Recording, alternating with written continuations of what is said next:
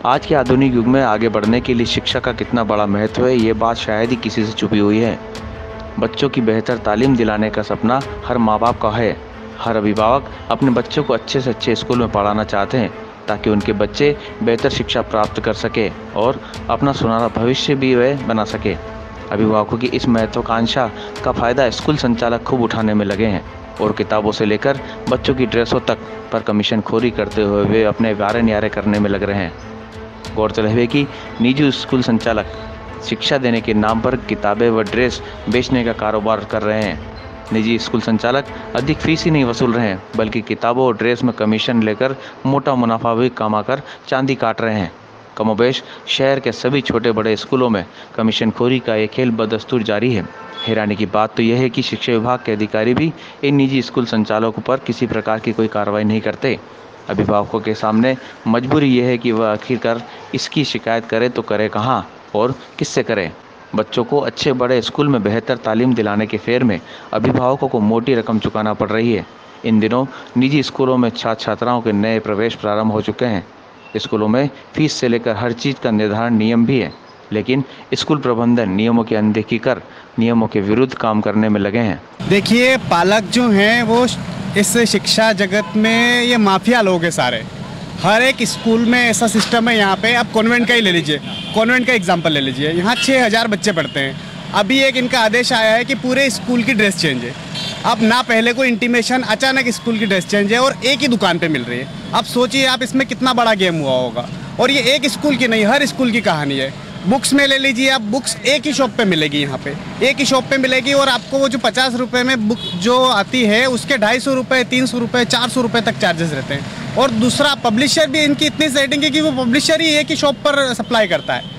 और सरकार से ये निराशा है हमारी कि सीएम हेल्पलाइन पे बड़े बड़े दावे करते हैं कि आप सीएम हेल्पलाइन पे कंप्लेन करिए, ये करिए। मैंने करी है कंप्लेन सीएम हेल्पलाइन पे।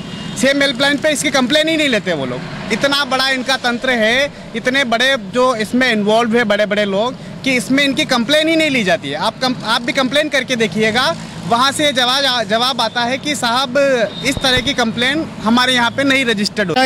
व्यापार हो गया, इसमें कोई दो राय नहीं है। देखने में आया कि मार्च से लेकर अभी तक हमने जून जुलाई में स्कूल नहीं लगे, उसके पैसे हमने दिए। अप्रैल या जून में स्कूल नहीं लगे लेकिन उसके फीस हमसे ली गई।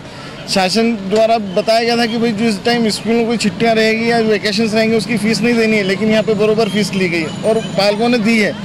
पालकों के ऊपर एकदम से बोझ आ जाना, उसके बाद ये स्कूलों का जो कि एक बच्चे के ऊपर लगभग 1500 रुपये का खर्चा है स्कूल ड्रेस के नाम पे, जिसमें शूज़, टी शर्ट्स और एक तरह से गर्म लोवर जैसा इन्होंने दिया है। इसको कुल मिला के अगर देखा जाए पल पार्क पे 1500 रुपये का बोझ, आर्थिक बोझ पड़ा है, जिसको मजबूरी है उसको करना। पालक अपने आप में संघर्ष, उसकी मजबूरी है। सरकारी स्कूलों में यह कहें कि हम जैसे हम बोलते हैं कि गवर्नमेंट को एक रूल बताना चाहिए कि सरकारी कर्मचारियों के बच्चे सरकारी स्कूल में ही पढ़ेंगे, अपने आप वहाँ का स्तर सुधरेगा, वहाँ के और पालकों का रुझान होगा। वहाँ नहीं जाने का सबसे बड़ा रीज़न है कि हर पालक अपना चाहता है कि हम बच्चों को अच्छी शिक्षा के लिए भेजें, लेकिन यहाँ पे आके अपने आप को ठगा महसूस करता है। एक ऊंची फीस कह सकते हैं कि शासन द्वारा वैसे इसके नाम निर्धारित हैं।